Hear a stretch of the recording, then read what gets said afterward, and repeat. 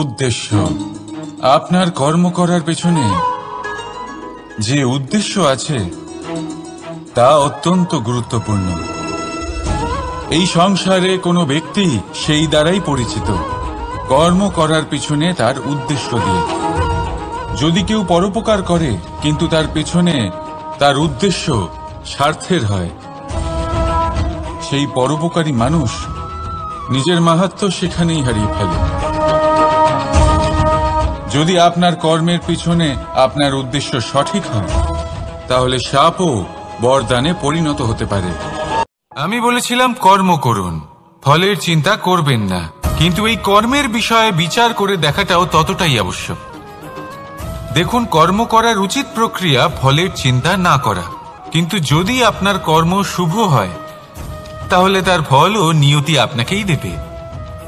সর্বদা কর্ম করার সময় এটা ভাবুন যে আপনার এই কর্ম এই সংসারকে, এই সমাজকে, আপনার পরিবারকে, আপনার আশেপাশের মানুষজনকে কোন দিশায় নিয়ে যাবে। যদি এটা সবার জন্য মঙ্গলময় হয় তাহলে কর্ম করতে থাকুন। আর হ্যাঁ, নিশ্চিত রূপে ফলের চিন্তা করবেন না।